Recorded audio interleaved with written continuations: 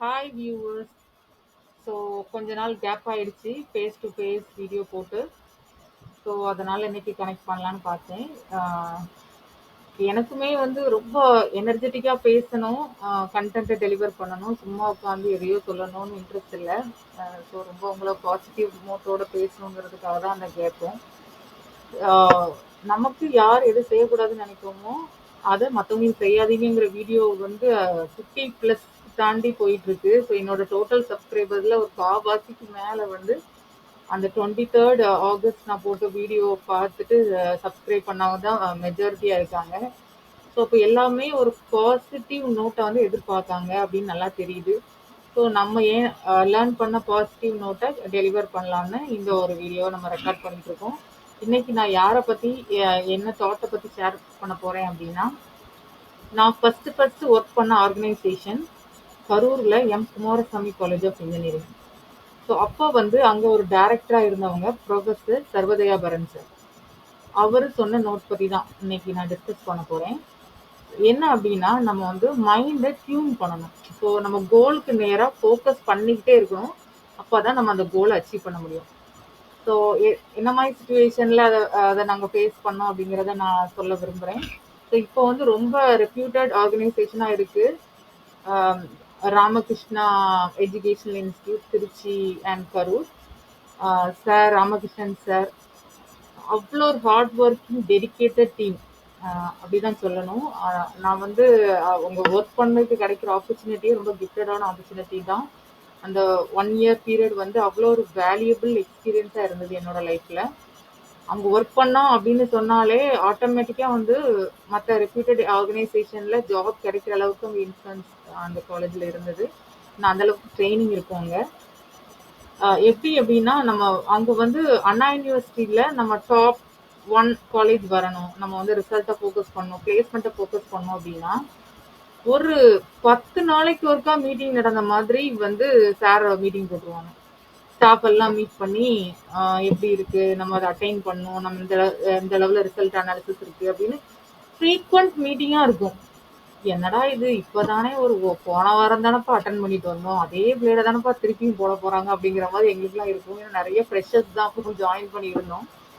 ஆனா வந்து டீம் என்ன அப்படின்னா, நம்ம வந்து சரி இன்னைக்கு மந்த்லி ஒரு தடவை நம்ம வந்து கண்டிப்பா வந்து அண்ணா யூனிவர்சிட்டியில டாப் 1 காலேஜா வரணும், ஓகே சரி எல்லாரும் ஒர்க் பண்றோம் அப்படின்னு சொல்லிட்டு விட்டோம் அப்படின்னா, அந்த மைண்ட் என்ன ஆகும் அப்படின்னா, அப்படியே டியூன் வந்து அது ஃபோக்கஸ்டாக இருக்காது. ஒரு எடுத்துக்காட்டு சொல்லணும் அப்படின்னா, சூரியன் எஃப்எம் 105 அப்படின்னு நம்பர் இருக்கு, ஃப்ரீக்குவென்சி அப்படின்னா, அந்த 105ல தான் கிளியராக வந்து நமக்கு கேட்க முடியும் இல்லையா? ஸோ 104 இல்லை 106 வச்சிங்கன்னா நம்ம அந்த அளவுக்கு கிளியராக அந்த ஸ்பீச் கேட்க முடியாது. ஸோ அதே மாதிரி நம்ம கோலை ஃபோக்கஸ்டாக அந்த தாட் மைண்டில் வந்து நமக்கு டியூன் ஆகிட்டே அதில் ஃபோக்கஸ்டாக இருந்தால் மட்டும்தான் நம்ம வந்து அதை அட்டைன் பண்ண முடியும். நாளாக நாளாக ஃபேட் ஆகி அதுலேருந்து நம்ம வெளியே கொஞ்சம் அப்படியே வந்துடும், கொஞ்சம் ரிலாக்ஸ் ஆகிடும். ஸோ நம்ம இப்போ வந்து எக்ஸாமினேஷன், பப்ளிக் எக்ஸாமினேஷன் நான் டாப்பராக வாங்கணும், அதனால இந்த மிட்டம் நான் படிக்கிறேன் அப்படின்னு சொல்லி ஏம் பண்ணிட்டேன் அப்படின்னா, மிட்டம் இந்த வரும்போது நான் அது பண்ணணும்னு அது ஃபோக்கஸ்டாக தினமுமே அதை வந்து உள்ள நான் சொல்லிக்கிட்டே இருக்கணும் இல்லையா? சரி இன்னும் 10 நாள் இருக்கு, இன்னைக்கு ரெசல்யூஷன் எடுத்துட்டோம், பட் இன்னும் 1 மந்த் இருக்கு, சரி பார்த்துக்கிடலாம் அப்படின்னு அதை பற்றி நம்ம திங்கே பண்ணாமல் இருந்தோம்னா நம்ம அந்த கோல் அட்டைன் பண்ண முடியாது. ஸோ நம்ம வந்து நம்ம அந்த ஃபைன் டியூனிங் அதை நம்ம அப்பப்போ அதை வந்து ரிவைன் பண்ணி அதில் ஃபோக்கஸ் பண்ணிகிட்டே இருந்தால் தான் அந்த கோல் அட்டைன் பண்ண முடியும். ஸோ அதுக்காக தான் அந்த ஃப்ரீக்வெண்ட் மீட்டிங்கை சார் ஆர்கனைஸ் பண்ணுவாங்க. சார் வந்து ஃபர்ஸ்ட் பிரின்சிபலாக அந்த காலேஜில் இருந்திருக்காங்க. அதுக்கப்புறம் நான் அந்த காலேஜ் டைரக்டராக வந்து நாமினேட் ஆகி பார்த்துட்டு இருந்தாங்க. ஃபர்ஸ்ட் நான் இன்டர்வியூ அட்டன் பண்ண திருநெல்வேலியில் இன்டர்வியூ அட்டன் பண்ண ஓகே இன்டர்வியூ இருந்தது. எனக்கு இன்டர்வியூ நான் அட்டன் பண்ணதும் சார்கிட்ட தான். சார் வந்து இன்டர்வியூ ஃபேஸ் டு ஃபேஸ் இருக்கும்போது ஏதாவது ஒரு கான்செப்டை எக்ஸ்பிளைன் பண்ண சொன்னாங்க. எனக்கு நான் ப்ரிப்பரேஷனுக்கு புக் எதுவுமே எடுத்துகிட்டு போகல, டேக் 10 மினிட்ஸ் நீங்கள் எடுத்துகிட்டு வந்து நீங்கள் ஏதாவது டாப்பிக்கில் டெலிவர் பண்ணுங்கன்னு சொன்னாங்க. ஸோ சரின்ட்டு அங்கே வந்தவங்க புக் வச்சுருந்தாங்க, அதை வாங்கிட்டு ஆப்ரேட்டிங் சிஸ்டமில் ஒரு டாபிக் ஷெடியூலிங்கிற ஒரு டாப்பிக்கை வச்சுட்டு நான் எக்ஸ்பிளைன் பண்ணேன், எப்படி வந்து பேஜ் ஃப்ரேம் ஷெடியூல் ஆகுது, frame by frame, page replacement algorithm வச்சு நான் எக்ஸ்பிளைன் பண்ணேன். ஸோ அதுக்கப்புறம் இன்டர்வியூவில் கேட்டாங்க, சார் நீங்கள் வருவீங்களா, இங்கேருந்து கரூர் வந்து ரொம்ப லாங் டிஸ்டன்ஸு, நீங்கள் வருவீங்களா, அதுவும் நீங்கள் ஒன்லி சைல்டுன்னு சொல்கிறீங்களா, உங்கள் அப்பா விடுவாங்களா அப்படி கேட்டாங்க. ஆனா அதுவரையும் இந்த விட்டதே கிடையாது. பாசிபிலிட்டி இல்லன்னு தான் சொல்லணும். பட் இல்ல சார் நான் கண்டிப்பா வருவேன் அப்படின்னு சொல்லிட்டு வந்துட்டேன். இன்டர்வியூ அட்டெண்ட் பண்ணது ஜூன் 15. ஆனா ஜூலை 1க்குள்ளயாவது நான் போய் ஜாயின் ஆகணும். நான் போகல. எனக்கு திருப்பி கால் வருது. ஜூலை 2nd 3rd கிட்டலாம் என்னன்னு வரலையே, நீங்க வருவீங்களா என்ன அப்படின்ட்டு.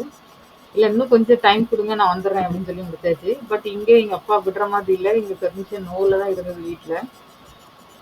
பட் எப்படியோ கெஞ்சி குத்தாடி நான் ஒரு எக்ஸ்பீரியன்ஸை கெயின் பண்ணிட்டு வரேனே, போயிட்டு வரேன்னு சொல்லி எப்படியோ வீட்டில் சமாதானப்படுத்திட்டு ஜூலை 19 கிளம்பிட்டேன். பட் அங்க சார் சொன்னாங்களாம், அந்த வேக்கண்ட்டை மட்டும் வேற ஆள் போடாதீங்க, டெம்பரரியா இப்போ கிளாஸ் போயிட்டு இருக்கட்டும், கண்டிப்பா அந்த பொண்ணு வந்து ஜாயின் ஆவா அப்படின்னு. ஸோ ஒரு நல்ல லீடர்னா எப்படி வந்து அனலைசிஸ் பண்றாங்க பாருங்க. ஸோ நீங்க ஜாபை கொடுத்துட்டா கண்டிப்பா நான் வரேன். ஏன்னா டீச்சிங் அவ்வளோ ஒரு பேஷன். ஸோ அந்த கமிட்டட், அந்த அந்த எந்த அளவு அவங்க பிலீவ் பண்ணி ஜட்ஜ் பண்ணியிருக்காங்கன்னு நான் சொல்றேன். அதனால அவங்களுக்கு பதிலாக இன்னொரு ஆள் எடுக்க வேண்டாம், கண்டிப்பா அந்த பொண்ணு வந்து ஜாயின் பண்ணும் அப்படின்னு சொல்லியிருக்காங்க. சார் அவ்வளோ ஒரு கத்துக்கிறது இருக்குது, அவ்வளோ ஒரு மோட்டிவேட்டட் டியூன், அதை ஃபோக்கஸ்டா இருக்கணும், ஒர்க் பண்ணும், ஒர்க் அவுட் பண்ணும், அந்த மாதிரி இருப்பாங்க எப்பவுமே. ஸோ ஃப்ரீக்வெண்ட்டாக நிறைய ஈவெண்ட்ஸ் நடக்கும். எப்படிதான் இவ்வளோ ஈவெண்ட்டும் அவங்க அட் அ டைம் எல்லாம் போயிட்டு இருக்குங்கிற மாதிரி ஆச்சரியப்படுற மாதிரி இருக்கும். ஸோ இதுலேருந்து நீங்கள் என்ன கற்றுக்குறீங்க அப்படின்னா, ஸோ லாஸ்ட் டைம் என்ன ஆச்சு அந்த காலேஜ்லன்னா, நான் வெளியே வர்றதுக்குள்ளே டாப் 10 அண்ணா யூனிவர்சிட்டி ஓவராலாக தமிழ்நாடு அண்ணா யூனிவர்சிட்டி ரேங்கிங்ல டாப் 10க்குள்ளே வந்துட்டோம். ஸோ 10க்குள்ளே வந்துட்டோம்னு சொல்லி அங்கே ஒரு ஒரு அப்ரைசல், ஒரு எல்லா ஸ்டாஃபுக்குமே அப்போ அந்த பீரியடில் ஒரு அப்ரிசியேஷன் அமௌண்ட் கொடுத்து ராமகிருஷ்ணன் சார் வந்து எங்களை வந்து ஆனர் பண்ணாங்க. அண்ட் 1 இயர் தானே, ஸோ நான் 1 இயருக்கு அப்புறம் நான் வெளியே வந்ததுக்கப்புறம் அந்த ஃபோக்கஸ்டாக இருந்து டாப் 1 வந்து அதுக்கப்புறம் தான் அவங்க ஆட்டோனமஸாக வெளியே வந்திருக்காங்க.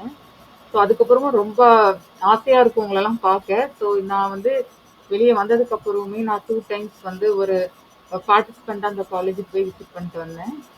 ஸோ எப்படி வந்து ஒரு ஒர்க்கிங் ட்ரைனிங் கொடுக்கணுங்கிறது அங்கே ஒரு நல்ல ஒரு எக்ஸ்பீரியன்ஸாக தான் இருந்ததுன்னு சொல்லணும்.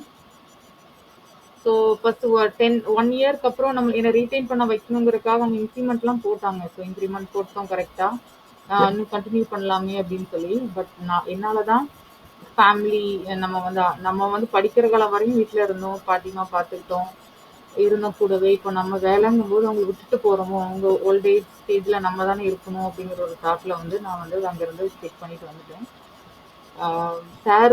சார் ராமகிருஷ்ணன் சார் சொன்னாங்க, எதுக்காக போறீங்க அப்படின்னு சொல்லி.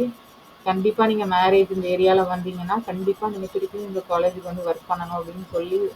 யாருங்க அந்த மாதிரி ஒரு ஃபவுண்டர் நம்ம டைரக்டா இன்டர்வியூ ரிலீவ் ஆகும்னாட்டி பேசுவாங்க.